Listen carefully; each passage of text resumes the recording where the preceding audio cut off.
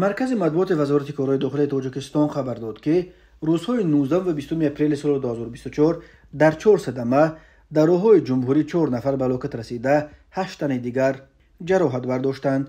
از جمله شام 19 اپریل سال 2024 تخمینا ساعت 22 دقیقه راننده ماشین تمغه تویوتا کمری یوسفوف اهل دین سال تولد 1966 ساکن نویه بلخی هنگام حرکت از سمت شهر دوشنبه به سمت نویه بلخی واقع در حدود جماعت دیوت استقلال نویه کوشانیان از عهده دوره واسطه نقلیات نبرآمده به ماشین بورکش تمغه من تحت اداره راننده غفوروف لنگری سال تولد 1995 ساکن نویه فرخور برخورده است. در نتیجه راننده تویوتا کمری یوسفوف جراحت‌های وزن جسمانی برداشته در جای حادثه به هلاکت رسیده است. شام 20 اپریل سال 2024 تخمینا ساعت 23 دقیقه راننده افت تمغه وز شاکروف عبدالجبار سال تولد 1959 ساکن شهر اسفره هنگام حرکت از سمت شهر خوجند به سمت شهر کونبادام در روی اتومبیلگرد کونبادام خوجند در کنار راه دوچرخران شریپوف سویب جان سال تولد 1987 ساکن شهر مذکور را پخش نموده است.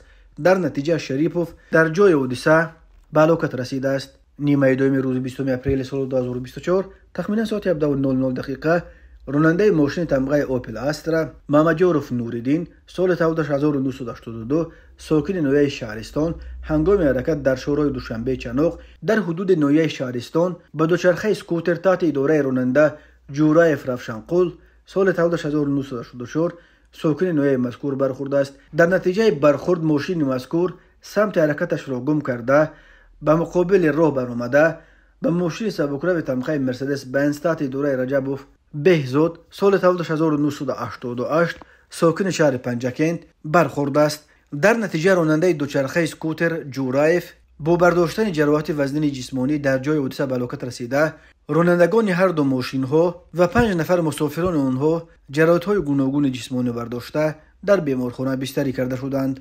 20 اپریل سال 2024 تخمینا ساعت 18:30 دقیقه در روی اتومبیلگرد بختر دنگره در کیلومتر 46 راننده ماشین تمغه اوپل استرا گلوف شوبیدین سال تولد 1990 ساکن نویه دنگره هنگام حرکت از سمت شهر بختر به سمت نویه دنگره از عهده اداره واسطه نقلیات نبرآمده به سمت چپ رو برآمده ماشینش را چپ نموده است. در نتیجه مسافران داخل ماشین مذکور سعید و مولوده سال تولد 1997 ساکن نویه کوشانیان به سلامتیش جراحت‌های وزن جسمانی برداشته در جای حادثه به هلاکت رسیده است و راننده واسطه نقلیات مذکور با برداشتن جراحت‌های گوناگون جسمانی در بیمارخانه بستری گردیده است. اوید بین حادثه تحقیقات ادامه دارد.